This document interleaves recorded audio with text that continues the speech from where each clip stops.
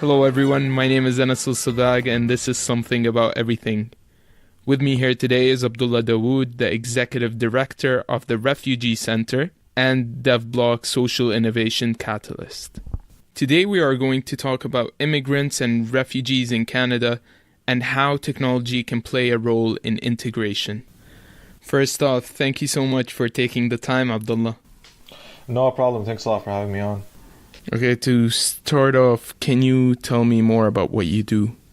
Sure. So, the Refugee Centre and DevBlock were sister NPOs that we started in around 2013, but not officially until 2015. What we did is that we studied the landscape of service providers for immigrants and refugees throughout Canada, and we kind of wanted to see where we can fill in the gaps and see what was working and what was not working. So we operate on three main premises: social integration, academic integration, and economic integration.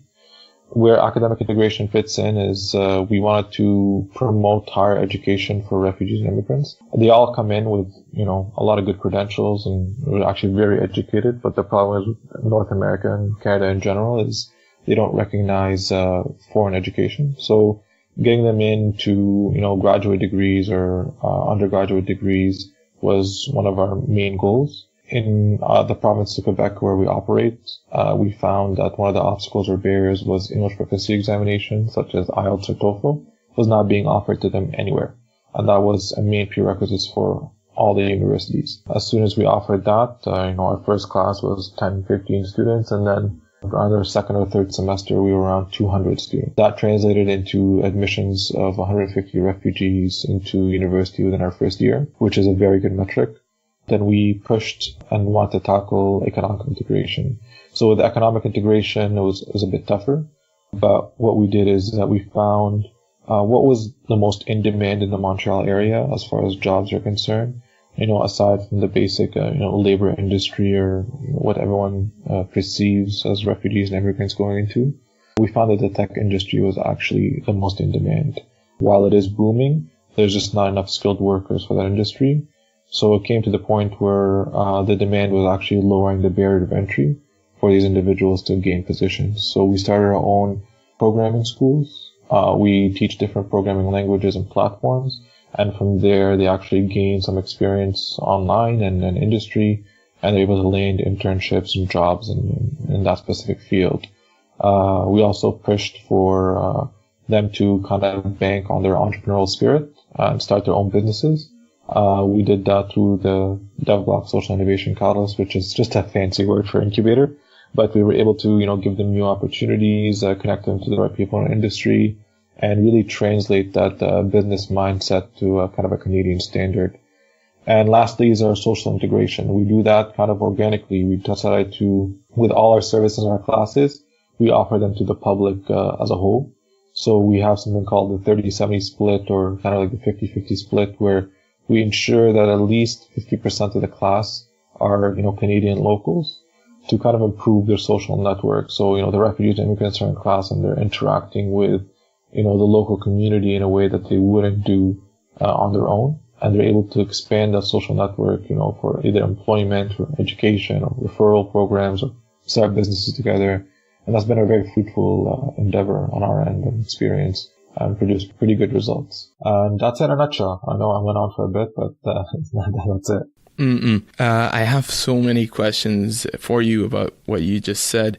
So let's work backwards. The first one, how well has the social integration been working? Like, have you seen Canadians and refugees interacting well? Are they becoming friends? Are they sharing their experiences, stuff like that? Yeah, it works very, very well. And that's the thing, Canada is pretty good at this. I think we have a very welcoming society. I think in general, the population has a very positive attitude towards immigration and refugees, regardless of what the media presents. I think from our experience and even from our inbox and our emails, we get, a bunch a day from Canadians wanting to, do our mentorship program or participate in our classes or to aid refugees and immigrants in any way possible. So yeah, in those classes, it's been pretty good. It wasn't planned. It's just something that happened organically. We offer our service to everybody, and then we kind of noticed, okay, they're, conversating with each other. they're making plans with each other. We do all these social events, and somehow it's a very natural way of integration, rather than forcing it upon them, or taking it to a museum or something like that. I think it kind of paid off in dividends for us, and it obviously didn't require much work. It just required having a classroom and an open door. Are you currently partnered with any organizations, or where do you get your data from? So yeah, we partner with the government to an extent. The federal government, we work with the city of Montreal. We've worked with Concordia University, McGill University. We're on a couple of different research projects with them as well. We collect our own internal data and measure that to move forward. There's also Immigration and Refugee and Citizenship Canada, which is the immigration branch of federal government. They have a large bank of open data that we've been using to kind of gather the progression of refugees and immigrants in Canada.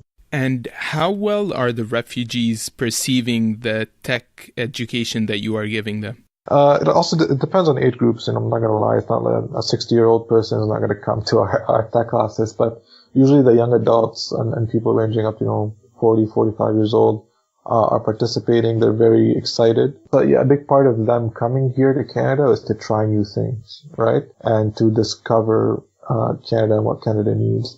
So if they see an opportunity to participate in that and also gain some sort of economic advantage, they'll do whatever. And that's kind of an underlying statement with most immigrants and migrants and refugees. They are very, very eager to do whatever is needed. If they're not, they're actually too eager. And it's becoming a problem for us. Like, for example, we have a lot of the students we admit, they're like, okay, but I can take, six courses a semester, or can I take 7 courses a semester to catch up, or, to do that. And we're like, no, actually, you know what? You should maybe start off as part-time, take it easy, and get acclimated first. So their ability or their willingness to participate, I think, is very inspirational. And I think that's something that's, there across the board. It's something we can always rely on. That actually ties into my next question. I was going to ask you, what is a strength or something unique that you would say refugees bring? Not to be cheesy, but Trudeau said diversity is our strength, right? Like, it is a strength to be diverse, and it's a strength to have a different set of diverse opinions, a different way of tackling different problems. A lot of these refugees who come in, like I said, are already very educated, which gives them an advantage because when they're coming and redoing this work or trying to catch up, they actually perform very, very well because they're already very knowledgeable, and they're just applying a skill in a different language or applying a skill in a different environment. So those are things that you can fix quite easily or get adapted to quite easily, but the knowledge base is there, and I think that's a huge advantage. It takes us a lot of time to train individuals to become acclimated to a certain skill set or knowledge set. These refugees and immigrants are already coming with that and just adapting it to Canadian culture and the Canadian environment. So since you are part of the daily operations of integration and assimilation of refugees, I want to get to some myth busting. Can you list out some myths about immigration and refugees that you would like to debunk? Where do we start?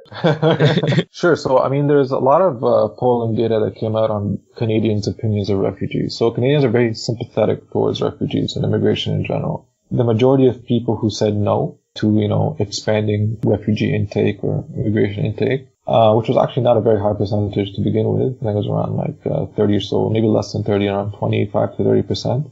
A lot of them put the reason as to why they wouldn't want to expand the program as to economic reasons, as they see them as an economic burden to Canada. But in reality, that's just not the case. Refugees are a very good investment. Immigration is a very good investment because, like I said, the turnover on their economic net positivity as far as them contributing in tax money or contributing in jobs and job creation even is so much higher than it is for us bringing them here. So, for example, a Canadian-born citizen, the government spends a tremendous amount of money on you, actually. Like, the last calculation was around anywhere between $10,000 to $15,000 per year since you're born, to make sure that they're investing in you to become an economically positive person or valuable person to society. And you keep taking up until age 24. That's on average 24 years until you start producing enough money to become economically positive for Canadian society as a whole. So the government spends, money on your healthcare, your community programs, your education, and everywhere from primary to even post-secondary by subsidizing your tuition. It's crazy. It's a crazy amount of money. For immigrants, or refugees, they come here at that tender age of, anywhere between 15 to 35 or 40, and they're already equipped. They have everything, and they only need, on average, anywhere between 3 to 6 years to become economically positive.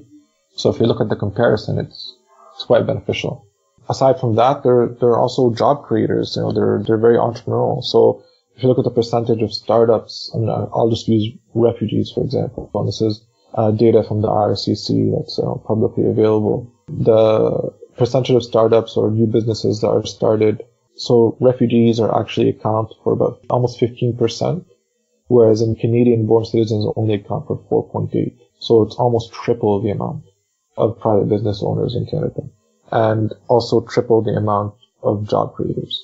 So as far as economic positivity, that's one big myth that has to be tackled. The numbers are staggering, even if you look at their skill set. So refugees aged between 25 to 54, a lot of them actually are employed in management or professional level jobs. So over 50%, so we're talking about 53% of them are in management or professional level jobs. That's huge. And 33% of them are in apprenticeship jobs, so labor intensive jobs, but those are needed as well. And those are very successful, kind of work or private businesses that operate. So it's not just low skilled jobs. Usually there's some sort of, skill or talent they bring to the table. I mean, I can go on and on, but one of the ones that I found actually very entertaining. So aside from the economic question, they also there's a social question. They're like, but how loyal are they to Canada? Do they see themselves as Canadian? Are they integrating, or how do they identify? So refugees, on average, I'm going to bring out a stat. So when polled, their sense of belonging to Canada, or they call it a strong sense of belonging or identifying as Canadian, 95% of refugees identify as Canadian, whereas 91% of Canadian-born Canadians identify as Canadian, right? So even on that metric, refugees perform very, very well. And so, a lot of the criticism comes from a narrative of fear, right? Fear of unknown. And we're hoping that this data, or this new information kind of changes the unknown into actual numerical data, that something tangible that can take and see refugees as a valuable addition to society.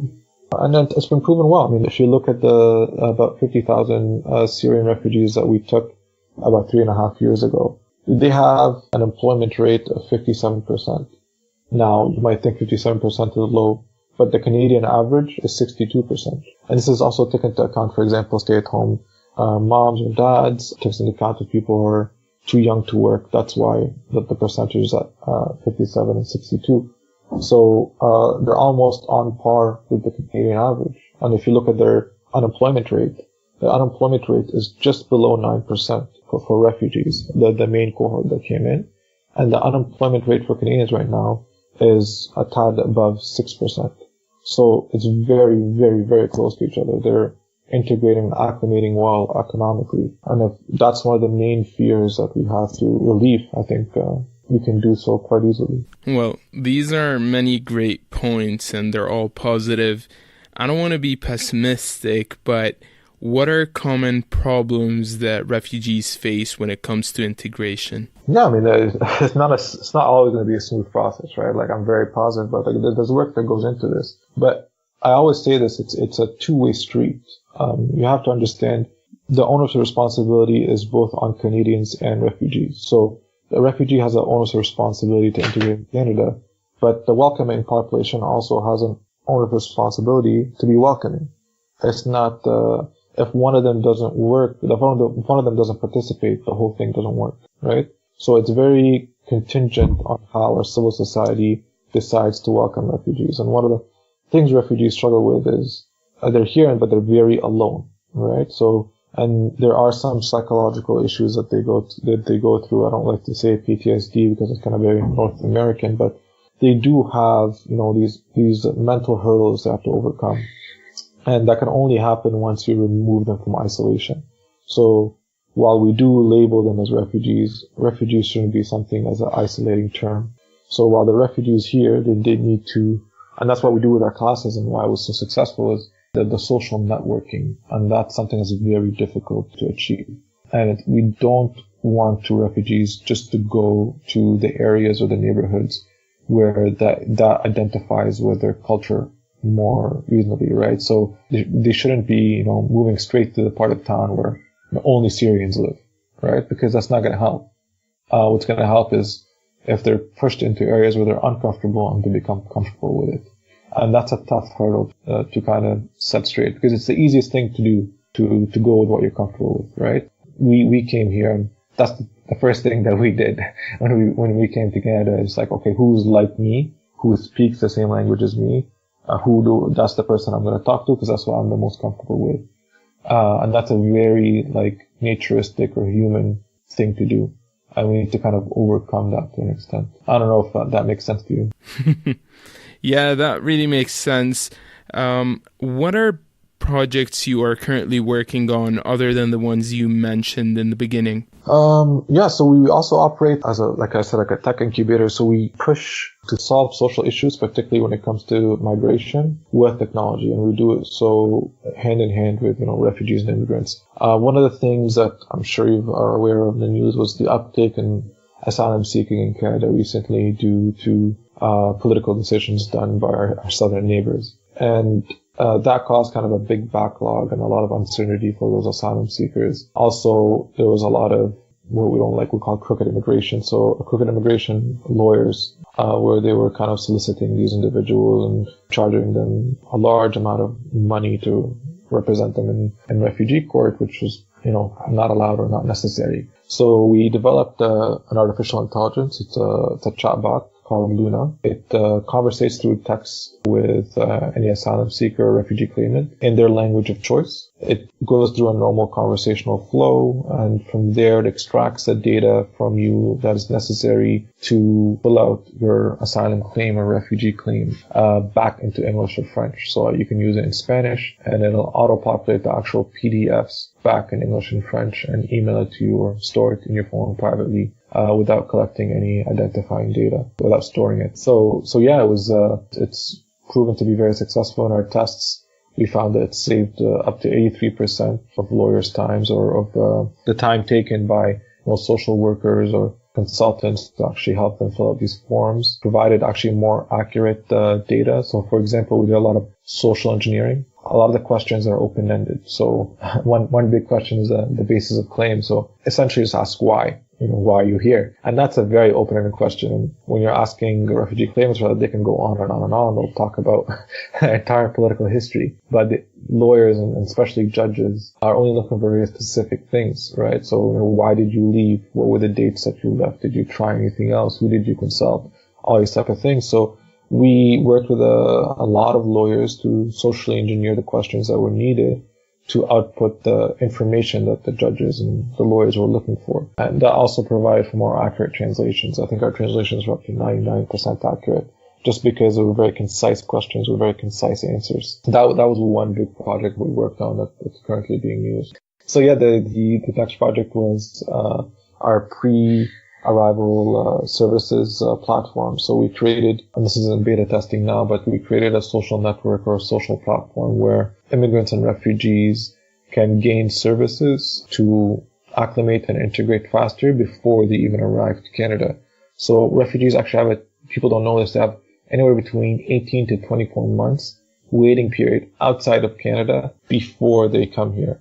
And in those 18 to 24 months, what the government does is they do background checks, they do health checks, they inquire about them, they do interviews. And once they get accepted, it's like I said, 18 to 24 months. So we wanted to take advantage of that time. So basically, they would go on, they would communicate with refugees that already went through the process, who currently live in Canada.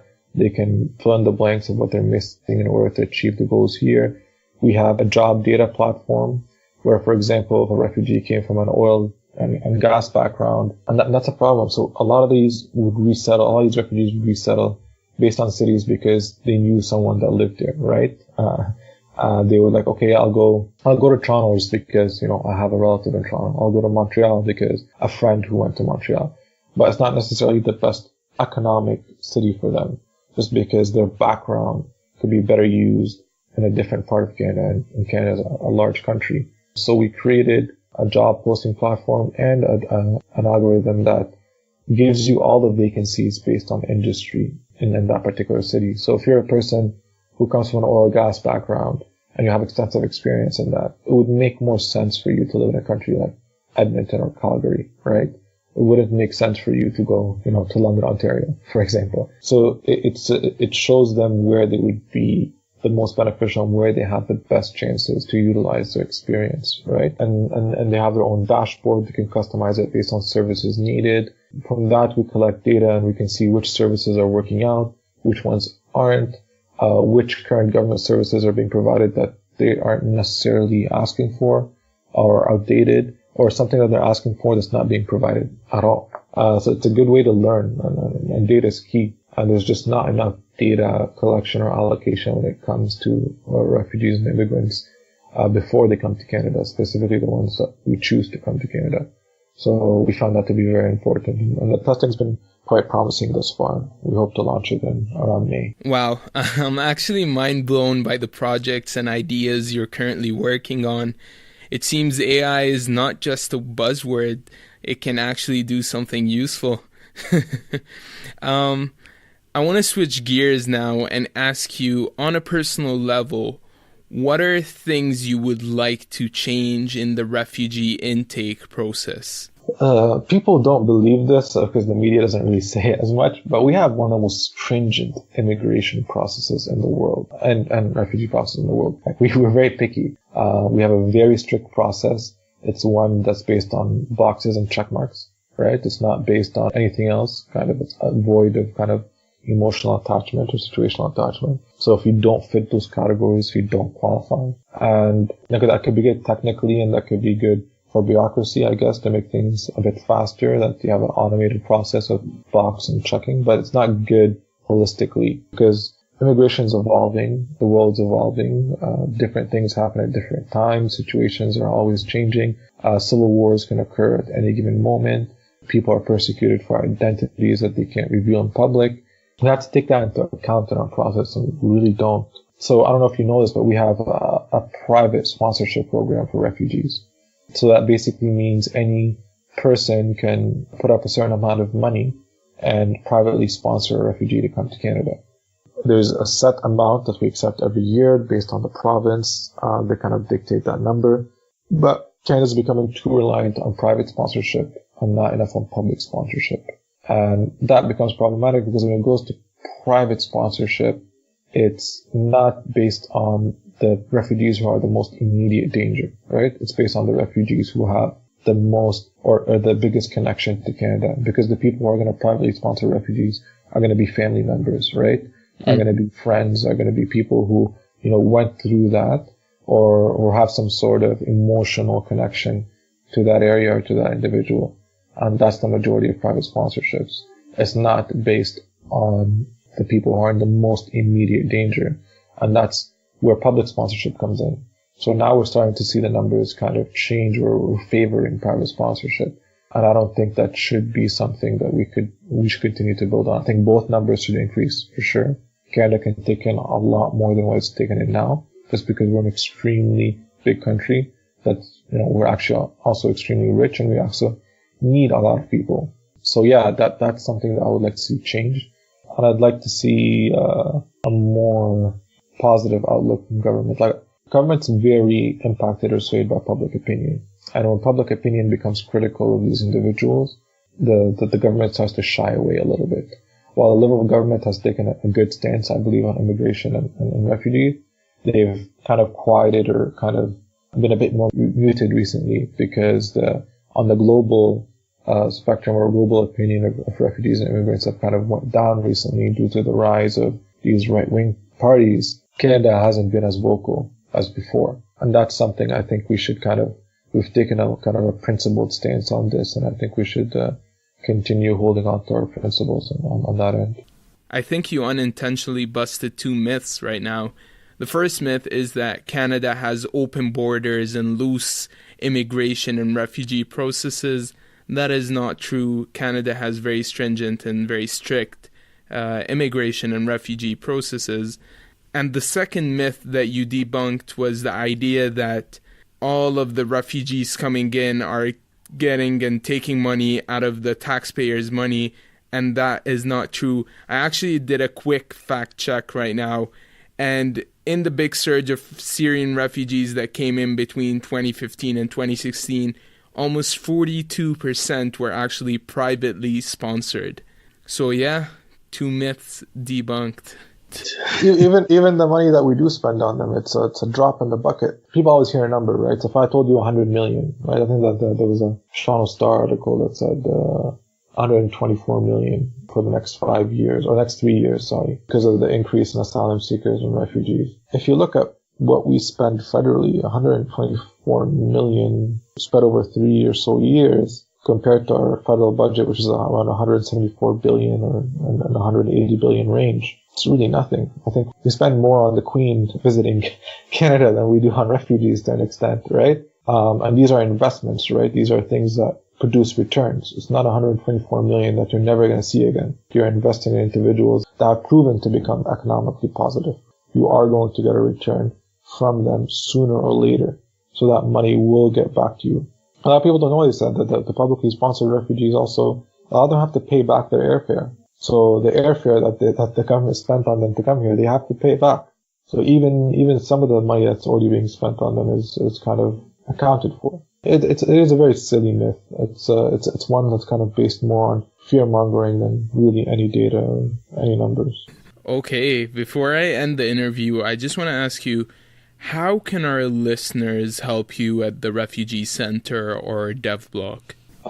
Any way possible, to be honest with you. Like we rely a lot on the resources of the individual rather than kind of monetary gain.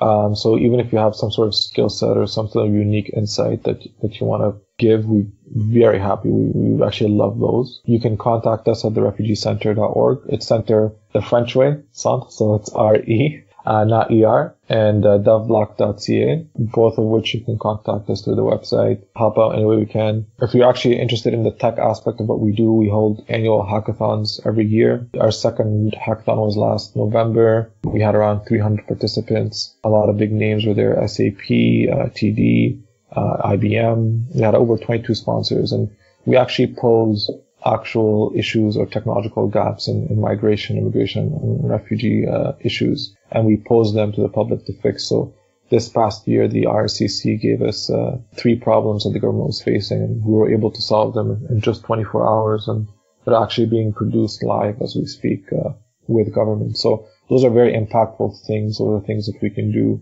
that really have a footprint and that's trackable. So if you want to participate in any way, shape, or form, contact us. We're very friendly, and we'd be happy to hear from you. Thank you so much, Abdullah. Yeah, before anyone helps you, I think you might want to change the spelling of center in your website. We're Quebec-centric. We have to be loyal to where we are. All right. Thank you. It was very insightful. Thank you so much for your information. Awesome. Thank you so much, Anas. Hey, if you enjoyed this episode, please share it with your friends and subscribe to the podcast on iTunes, Spotify, Stitcher, YouTube, or wherever you get your podcasts. And reach out to the Facebook page and let me know what you think in the comments below each episode. It would mean a lot to me. And of course, give me a good review on iTunes. That also helps a ton, so please do it if you can. And thank you for listening.